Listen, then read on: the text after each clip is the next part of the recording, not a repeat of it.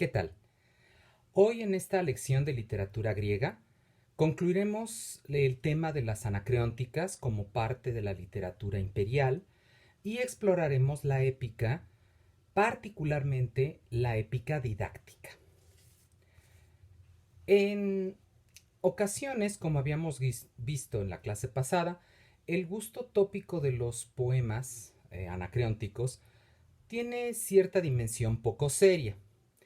Y decíamos que Berg consideraba que el verdadero acierto de esta colección era precisamente esos momentos livianos que procedían de hecho de la poesía helenística, pero que había inspirado a estos poetas anónimos para darle creatividad y riqueza a sus piezas. Así entonces vamos a ver una serie de ejemplos de esta característica de las anacreónticas y les recuerdo que deben tener a la mano su antología de textos para poderlo llevar a cabo. Entonces empezaremos con este pequeño poema muy conocido. Eros, una vez entre las rosas, una abeja posada no vio, pero fue picado. Herido en un dedo de la mano, gritó. Corriendo y aún volando delante de la hermosa Cipris, dijo: perezco, madre, perezco y estoy muriendo. Una viborilla alada me atacó, la que llaman abeja los campesinos. Y ella respondió: si el aguijón de la abeja te duele, juzga cuánto entre dolores Eros a los que tú hieres. Vemos en el poema ese tono menor. Si atendemos a que muchos de tales textos nacieron y se difundieron en el ambiente simposiaco, no es más que el entorno del convivio, pero no tiene las alturas ni la refinada manera en que lo expresó en su tiempo Alceo, por ejemplo. De ahí que incluso los temas propios del ámbito simposiaco, como serían los eróticos, resultan puramente literarios en las anacreónticas, ¿sí? Con las reglas implícitas, y cohíben al poeta que nunca enuncia, solo sugiere.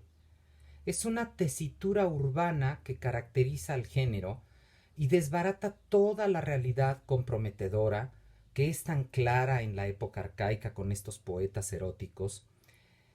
Y por desgracia para nosotros, las anacreónticas, al evitarlo, al formar parte de este ámbito cortesano más sutil, pues le resta actualidad y no nos permite explorar ese aspecto ahora en la tradición imperial.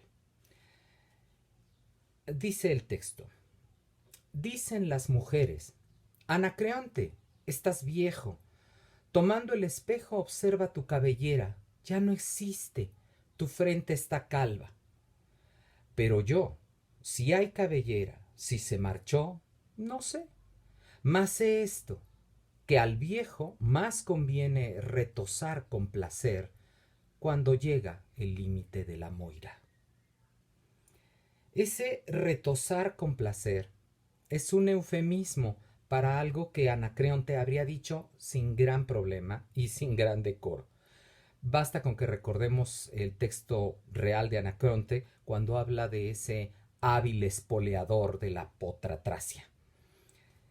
La mención de Anacreonte en este poema me lleva a referir que no es extraño encontrar su nombre o referencias claras a su quehacer poético, que de hecho es la inspiración de estas piezas. Pero como les digo, incluso aquí son alusiones tópicas, poco logradas, o sea, no reconocemos una beta anacreóntica, solo la mención de Anacreonte.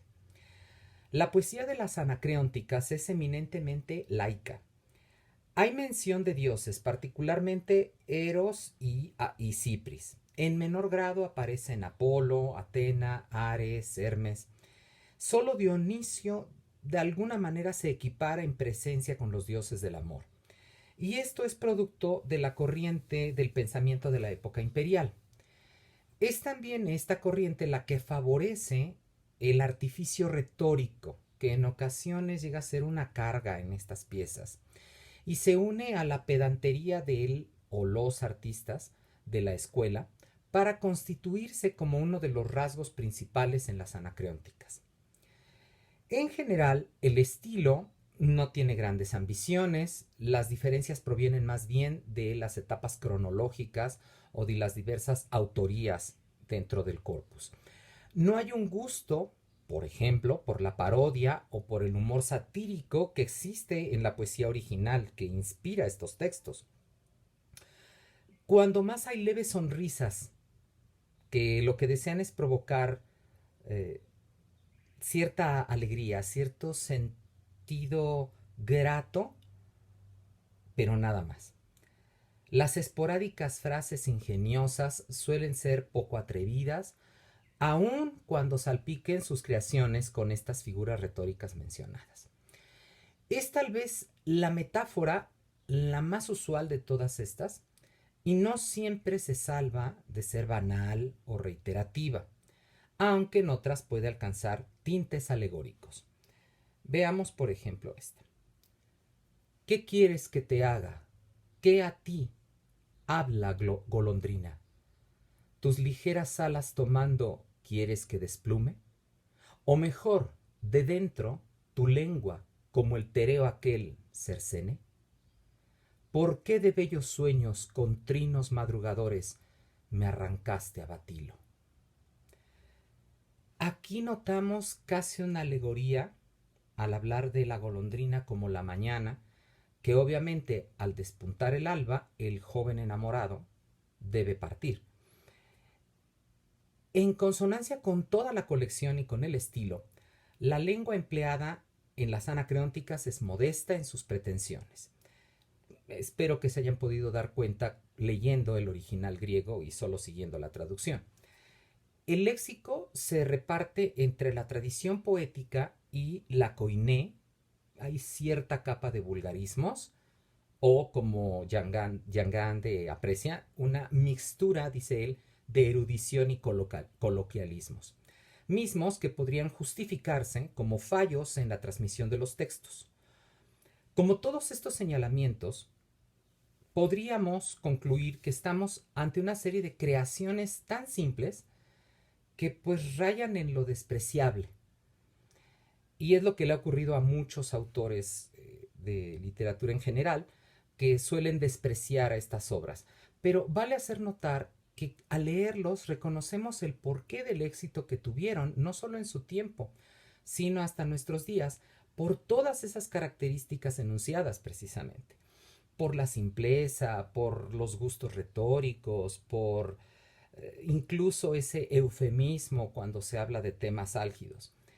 Quiero concluir el pasaje de las anacreónticas con uno quizá de los más bellos poemas que contiene, por lo menos a mi gusto. Dice en griego: Haleponton me filesai, haleponde kai filesai, haleponteron de panton, apotinjanei filunta, genos udeine serota, sofie, tropos pateitai, monon argiron blepusin, apoloito protos autos, hoton argiron filesas, diatuton uca del fos, diatuton utoques, polemoi, fonoi dautoi, todeheiron olimesta, diatuton hoi filuntes. ¿Qué diría? Difícil el no amar, difícil también amar, pero más difícil de todo, no ser correspondido al amar. Linaje, nada en el amor. Sabiduría, cualidad que pisa. Solo la plata miran. Perezca el primero que amó la plata. Por ella no hay hermano, por ella no hay padre. Guerras, crímenes por ella. Lo peor, que perecemos por ella los que amamos. Muy bien.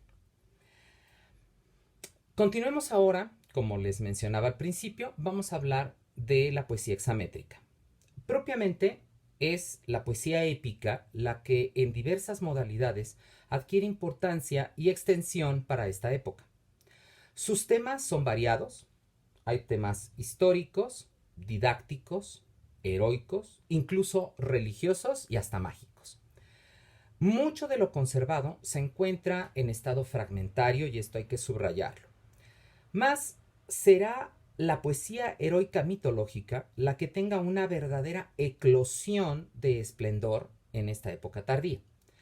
Dichas epopeyas siempre se han visto soslayadas ante el empuje de la inigualable épica homérica y la no menos erudita épica alejandrina, por lo que no es inusual encontrar en los autores que juzgan o critican la literatura de forma general cierto sentimiento de desdén, incluso de rechazo.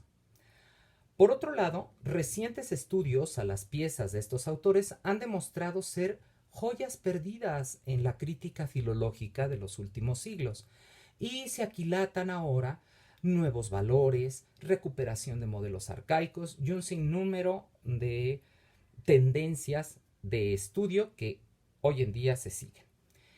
En el siglo III parece que la épica mitológica tomó el relevo a la épica didáctica, si bien esta no se vio libre de modas experimentales mm, ya en aquellos años. Prueba de ello es una pieza que conocemos, no conservamos, pero la conocemos, que se llamaba La Ilíada desprovista de una letra. Pertenecía a Néstor de Laranda, una ciudad en Licia. La ocurrencia era que se escribe o se canta una Ilíada donde en cada uno de estos cantos faltaría una letra determinada. Es pues un experimento meramente erudito. No obstante, todos los autores que voy a mencionar a continuación siguen la técnica de composición no del arcaísmo, quizá con excepción de Quinto de Esmirna, pero más bien son herederos del helenismo y sobre todo de la visión calimaquia. Cabe resaltar la composición particular de esta época, el epílion, un género literario antiguo que ha estado en debate porque su existencia no es reconocida paradójicamente por los propios antiguos. Los antiguos no nos hablan del epílion. Asegura Adrian Hollis que a pesar de que ni griegos ni romanos emplearon el término para aludir a un género literario, él considera adecuado emplearlo ahora así, y que fue un fenómeno incluso anterior a la verdadera explosión que tenemos en la época imperial. El Oxford Classical Dictionary define epílion como un poema de 600 hexámetros donde se presenta un episodio en la vida de un héroe o de una heroína. Hollis considera que la vida del epílion es rastreable desde el siglo III a.C. hasta el V después de Cristo. La primera pieza, le parece, es la obra calimaquia Hécale. Ello a pesar de que debió esta pieza superar los 1000 versos y que no concuerda con los 600 mencionados antes. Pero considera que es el primer acercamiento a un estilo ya de épica breve luego de la épica monumental que venía desde tiempos de Homero. Los discípulos calimáqueos parecen seguirla, al menos los más fieles, como Eratóstenes, con un poema breve que sabemos existió, el Hermes, y otros poetas helenísticos de la época, anteriores o posteriores, anteriores como por ejemplo Teócrito, siguen este gusto de poesía de 1000 o 1500 versos en sus obras, aun cuando esas piezas no podrían llamarse epílion. El gusto de presentar pequeños pasajes dentro de textos hexamétricos ya se reconocería en piezas contemporáneas como las bodas de Tetis y Peleo del poeta romano Catulo, o en las obras de contemporáneos de este como Sina, Licinio, Cornificio, y podríamos incluso notarlo en las geórgicas de Virgilio con el texto de Aristeo y Eurídice, que ya sería para Hollis un epílion dentro de una pieza hexamétrica mayor. Ya que para las postrimerías del siglo I después de Cristo, con el emperador Adriano, lucirán las obras de Partenio de Nicea y de Antímaco de Colofón, ya vemos el gusto por esta épica breve, y Hollis no cree ajeno al gusto del epílion, incluso a la obra, ya que de la que hablaremos en un momento, de Opiano. Finalmente, el gusto del epílion alcanzaría la obra monumental más tardía, que es la del poeta del siglo V de nuestra era, Nono de Panópolis, a quien también veremos más adelante, y que según el citado autor apreció emplear esta breve construcción en su magno poema en más de una ocasión. Es como si hubiera epílions insertados en la pieza monumental de Nono, y por tanto esa sería la herencia que le dejaría a sus continuadores, que crean ya estas piezas casi epilion, como Coluto o Museo, de quienes también hablaremos después. Ahora, concentrémonos en la épica didáctica. La poesía didáctica ya la conocemos por las obras helenísticas, incluso podríamos pensarlo desde Hesiodo, pero bueno, concretémonos con los helenistas Arato y Nicandro. Tendrá su mayor auge en el siglo II de nuestra era, y las obras conservadas nos ofrecen un panorama suficiente de desarrollo que se aúna a las fuentes que nos hablan de los poetas y de sus obras. El verso es obviamente el hexámetro. Y abramos primero un paréntesis sobre estas piezas hexamétricas de interés didáctico, pero cuyo tema era más bien variado. Lucen, por ejemplo, 1187 versos del poema histórico de Dionisio Periegeta, que se llamaba Oikumenes Periégesis, es decir, descripción de la tierra habitada. Hay también, a más de no despreciable número de fragmentos, 101 versos de Iatricá, la pieza de Marcelo de Cide, la médica, lo traduciríamos, o los 104 fragmentos de Doroteo de Sidón. De la poesía mágica nos sirve de ejemplo los 774 versos de la Lífica, o lapidario órfico, como se le conoce, poema que se atribuyó obviamente al mítico personaje, aunque no tiene nada específicamente órfico, según señala Cantarella, y que yo no estoy tan de acuerdo. La Lífica parece un resumen versificado de lo que sería un original griego, que también inspiraría, de hecho, un lapidario latino atribuido al mago Damigeron.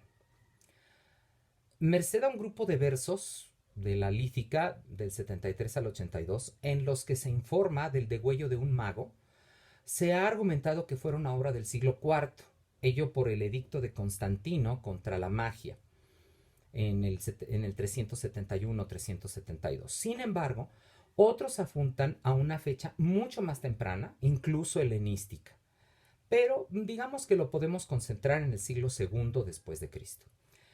El lapidario versa sobre, como dice su título, las virtudes de las piedras, y junto con otros herbarios fueron obras muy apreciadas en las épocas medieval y bizantina. Vamos a ver un pequeño ejemplo y lo analizaremos brevemente para entenderlo.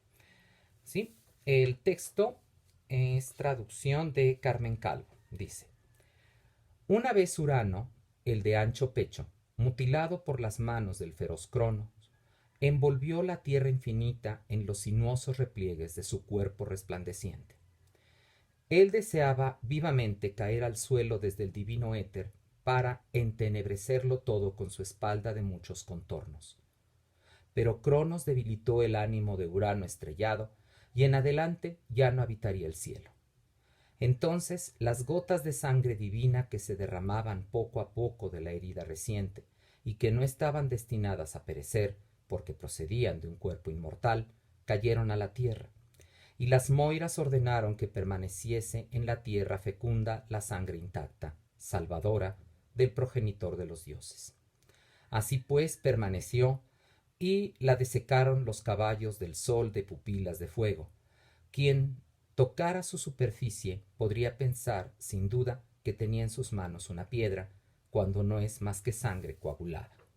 Su color es ciertamente el de la sangre, y mojada en agua fácilmente llega a ser verdadera sangre. A esta piedra la llamaron hematites, los primeros hombres. Y, porque parece proporcionar remedios puros, los aedos celebraban con razón la llegada de este efluvio del cielo entre los hombres, pues la hematites no quiere que a los mortales les sobrevenga una nueva afección a los ojos, y elimina la más antigua. Si la bebes disuelta en blanca leche, y si haces una mezcla con tu saliva y dulce miel, y mojas en ella la piedra, disiparás toda afección de los párpados, pues la piedra no soporta que los mortales no puedan ver el amable rostro del más viejo de los dioses, el rey de ojo de estrella. Lo primero a destacar es la conjunción que vemos, como es usual en la épica didáctica, entre el mito y la pseudociencia, porque el origen divino de la piedra se combina con unas recetas medicinales hacia el final. A pesar de lo dicho arriba sobre la raigambre órfica de los textos que no le parece a la mayoría, a mí me llama la atención la presentación de Urano como un ente serpentino, cuando dice envolvió a la tierra infinita en los sinuosos repliegues de su cuerpo resplandeciente. Me parece que está en consonancia clara con el mito órfico del dios Ofión, el dios serpiente, que se une a su consorte Eurínome, o sea, la del amplio gobierno o la de amplia ley, y crea el mundo y lo rige, lo mismo que a los dioses, hasta que esta pareja es destronada por una nueva, Cronos y Rea. Esa es la tradición órfica, y me parece que aquí el lapidario la recuerda de manera, pues, muy sutil. Noten también la intención didáctica al describir las virtudes medicinales de la hematitis, acompañada de las recetas. Están siempre expuestas en este tipo de obras de manera siempre general, muy vaga, o sea, como que no sería tan fácil hacer la receta porque no te dice cuánta hematitis le tienes que poner o cuánta saliva tiene que estar o cuánta miel tienes que agregar para hacerte el emplasto en los párpados. O sea, como que es, pues ahí vele calculando, ahí ve aprendiendo cómo hacerlo.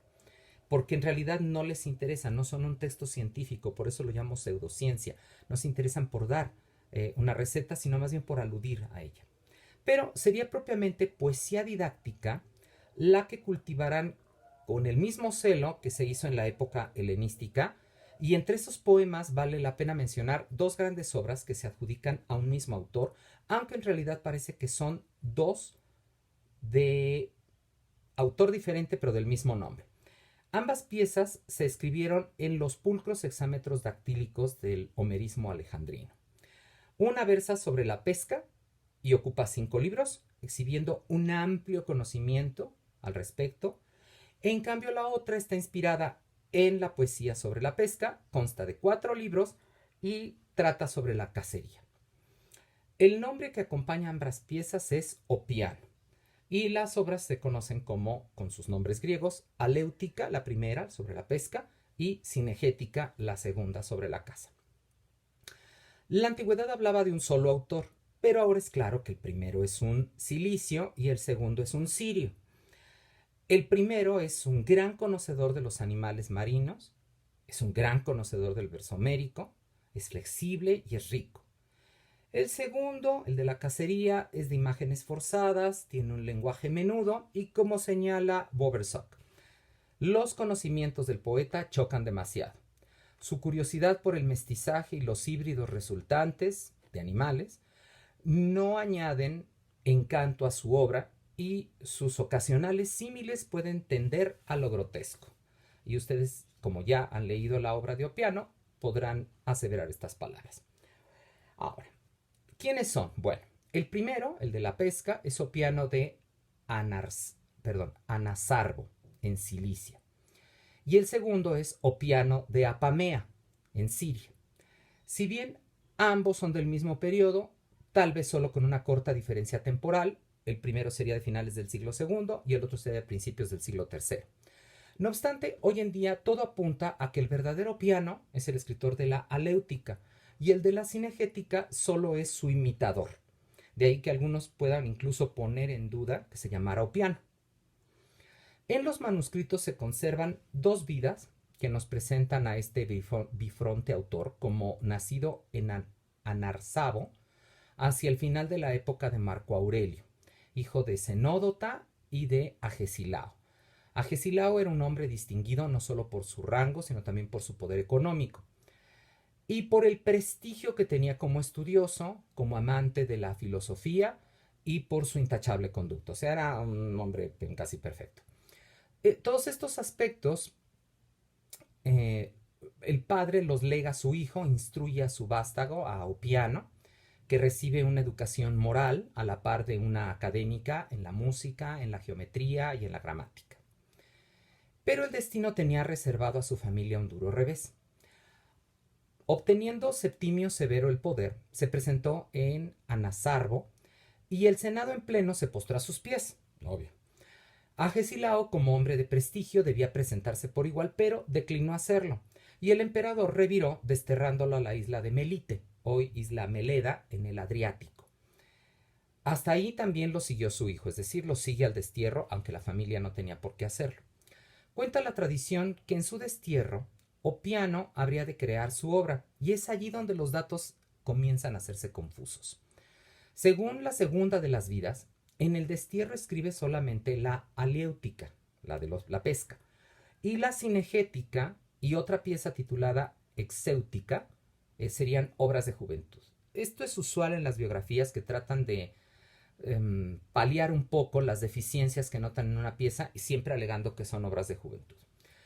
Terminada su obra poética, marchó a Roma ante el emperador, que por entonces ya era Caracalla, y le mostró su trabajo. Le agradó tanto al hijo de Severo que invitó al poeta a pedir lo que deseara, y entonces el piadoso hijo solicitó el regreso del padre.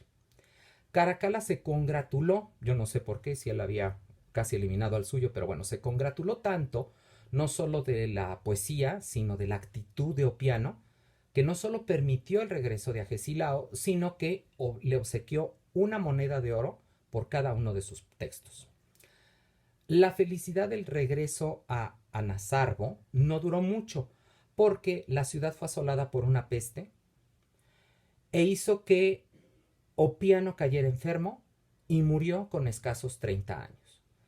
Los ciudadanos de Anazarbo le dedicaron un monumento con la siguiente inscripción que Calvo nos muestra. Yo, Opiano, gané gloria imperecedera, pero la envidiosa trama de la parca me arrebató y me retuvo bajo el gélido Hades. Siendo todavía joven, a mí el bate de dulce canto. Si la envidia me hubiese permitido vivir más largo tiempo, ningún hombre sobre la tierra habría tenido gloria pareja a la mía. Bueno. En la cinegética se alude a la toma de la ciudad de Ctesifonte, por lo que su redacción debió ser posterior al año 198. Y su autor debió ser un sirio que fuera conocedor de la comarca, ya que en unos versos alude al río Orontes y lo relaciona consigo mismo diciendo, todas son traducciones de Carmen Calvo, corriendo impetuosamente en medio de los campos, siempre creciendo y caminando cerca de la muralla, inundó con sus aguas a la vez el continente y la isla y mi ciudad. Así que allí se está declarando, obviamente, sirio. En otro pasaje menciona el templo de Memnón, que está muy cerca de Apamea, y de nuevo reconoce que son sus tierras. Entonces volvemos a la misma idea. Es un poeta diferente. La controversia de los datos debe hacernos pensar que estamos, pues, ante autores diversos, donde los datos de su vida o sus vidas se confundieron y el resultado fue una confusión que alcanzó nuestros días, porque todavía hay muchos no decididos. Se ha señalado que mientras la obra sobre la pesca fue dedicada, por ejemplo, al emperador Marco Aurelio, y esto ya desentona de hecho con la historia de la biografía porque no es ni Severo ni Caracalla, la pieza sobre la cacería sí lo fue a Caracalla, por lo que la distancia entre ambas piezas podría ser incluso de una generación y la biografía expresada ser una malversación de la vida de dos autores. Cuando pensamos en ambas piezas, se preguntaría uno, ¿qué sabría un habitante de una ciudad interior como Anazarbo de las artes de la pesca? La dependencia de la segunda hacia la primera parece ser también una prueba de su posteridad. Pero al respecto cabe añadir un dato que proviene de la Aleútica. Esta vez es Opiano el Opiano de Cilicia, y esta traducción sí es mía. Dice, primero aprende la astuta cacería de los antias. Los antias son un tipo de pez que no se ha podido identificar muy bien, pero pareciera un tipo de escualo, de tiburón. Dice, retomo, cual la realizan en nuestra célebre patria los que habitan sobre el promontorio de Sarpedón, cuantos en la ciudad de Hermes, la población famosa por sus barcos, Corico, y navegan Eleusa bañada en su entorno. Era pues el Opiano de este poeta, de este poema, perdón, orundio, uy, Dios mío, estoy en la chilla, oriundo de Corico y no de Anasarbo, pues no hay manera de aceptarlo. La tradición nos habla de esa otra ciudad y no de Corico. El mencionar a Hermes pues tampoco es un dato definitivo porque muchas ciudades de Cilicia lo tenían por dios tutelar e incluso aparecen sus monedas. La materia de la que escriben los dos Opianos fue ampliamente desarrollada desde tiempos clásicos con Aristóteles, con Teofrasto, por lo que no es fácil, como sí ocurría, como vimos con los autores didácticos helenísticos, encontrar una fuente única para la obra sobre la pesca o para la cacería. La Aléutica contiene unos 3.500 versos divididos en 5 libros y su valía como pieza didáctica continuó hasta muy entrada la época bizantina. Los medievales solían juzgar su estilo como brillante, suave, algo denso y abundante, pero sentenciaban que incluso podía compararse con las piezas virgilianas. Aún hoy puede reconocerse que Opiano se esmera en la descripción de sus asuntos, se empeña por atrapar la atención del lector. El de Anasarbo opta por la innovación morfológica, no duda en ofrecer verdaderos hapax legomenon, revelando sus profundos conocimientos de corte erudito, donde sus invenciones pueden entenderse como el influjo homérico, con influjo homérico, pero siguiendo la versificación y las reglas calimaquias. Opiano en su Aléutica emplea, por ejemplo, la metonimia, habla del mar como anfitrite, usa la metáfora como cuando dice kimatosacratoyogelos, la risa de una altísima ola. Sus comparaciones son igualmente sutiles, exactas, en ocasiones están llenas de sensibilidad, de ternura, como los cuidados que ofrece el merlo a sus hembras cuando desovan.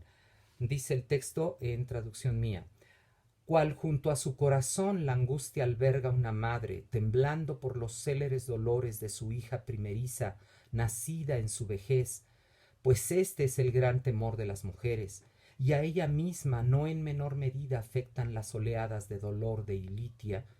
Por doquier a través del tálamo se ha agitado, rogando, gimiendo, teniendo el corazón en vilo hasta que escucha dentro el llanto que libera de la pena. Así el corazón de los merlos se consume por sus esposas. Creo que esta es una de las más bellas metáforas que emplea Opiano en la Aléutica. No hay duda tampoco que sabe utilizar el símil, hacer uso de los tropos retóricos como la anáfora y en recurrir a los pasajes homéricos que incluso copia de manera exacta sin que falte el empleo de la mitología. Sabe también utilizar la cromatografía, o sea, la descripción por medio de colores o por medio de sensaciones visuales, auditivas, olfativas, incluso de sabor. Quizá uno de los pasajes más acertados serían dos, que hablan sobre la cacería de la ballena. En el primero vamos a ver que es más bien auditivo, es una descripción auditiva, y en el segundo es obviamente una cromatografía, colores. Dice: igual que junto a la boca del jónico y del resonante ponto tirreno, en medio lo escarpado del estrecho gira por el vehemente jadeo de tifón enloquecida, y los terribles torbellinos extendiéndose pliegan la célere ola, y se vuelve en torno la oscura Caribdis arrastrada por silbantes remolinos, así entonces por los jadeantes resoplidos de la ballena, la región por todas partes desgarrada gira cual peonzas de anfitrite. Vean cómo se nota este sentido auditivo, hay que escuchar el resoplido de la ballena y del mar agitado, y finalmente entra la metonimia, ¿no? En lugar de hablar del mar, habla de anfitrite. El segundo es una descripción colorida. Ha resonado el clamor de los mortales al esforzarse. La ola toda se manchó de sanguaza derramada por mortales heridas. El agua infinita hierve con sangre cetácea, salada mar verde azul se enrojece. Ahí se ve la tonalidad, cómo cambia el mar, y hace una descripción de este cambio de tonalidad. En cambio, cuando pasamos a la cinegética, que contiene unos 2144 versos en 4 libros, vemos que no está bien estructurada, está desprovista de belleza, de ingenio. Hizo desde muy temprano esto sospechar de su autoría, como ya llevamos dicho, pero con todo el poema no deja de recurrir a los tropos de la retórica, como la metonimia, la comparación, la anáfora y la acabada de ver, la cromatografía. Incluso hay un gusto por la descripción de olores también. Abundan los excursus de vida campesina y el acervo mitológico brinda al texto cierta agilidad, cierta belleza, porque tampoco hay que desdeñar tanto. Para que más o menos se vea esto, voy a hacer unos comparativos entre las dos obras y pues podemos juzgar a partir de ello, aunque sea de manera muy general, porque no tenemos para expandirnos más tiempo. Vamos a ver una descripción de animales, primero la léutica y luego la copia o la inspiración del Opiano de Apamea. Es el delfín contra las amias. Las amias son también un pez que no se ha podido identificar bien. Se piensa que es el bonito, que es una especie de atún, pero por la descripción de lo que hacen, según el autor, tendríamos que pensar quizá con otros, que es el tiburón zorro, que sí suele atacar a los delfines. Dice, muchos se agarran a su cabeza, otros a sus grisáceas mandíbulas, otros se clavan en sus aletas, muchos fijan sus costados en sus quijadas asesinas, otros cogen el final de su cola, otros por abajo su vientre. ¿Qué hace el de Apamea? Hace lo mismo pero con algo totalmente inverosímil, un grupo de serpientes atacando un ciervo. Algunas arriba se dirigen a su cabeza y le clavan sus dientes en las cejas y la frente. Otras abajo desgarran con la boca su esbelto cuello, y su pecho, y sus lomos y su vientre. Otras se adhieren a sus costillas por cada lado. O sea, es una copia total y el ánimo es imitación. Y por ejemplo, veamos otro con la colocación de redes. El poeta de la Léutica dice, pero el pescador debiera desplegar la vela a favor del viento, hacia el Bóreas, cuando sopla el húmedo noto, hacia el noto, cuando el Bóreas guía al mar, cuando se levanta el Euro hacia los senderos del Céfiro, y hacia el Euro lleve su barca el Céfiro. O sea, aquí hay un conocimiento. O sea, el poeta está describiendo puntualmente cómo deben entenderse las redes. Es un conocimiento científico. Pero ¿qué hace el de Apamea? Pues casi una calca. Que den la espalda y la extiendan hacia el noto cuando se levanta el claro Bóreas, pero hacia el Bóreas cuando brama el noto fresco de rocío. Las lleven las brisas del Céfiro cuando se levanta el Euro. Cuando se agita el Céfiro, las dirijan rápidamente hacia el Euro. Copia. Copy-paste. Bastan estos ejemplos para apreciar a ambos autores.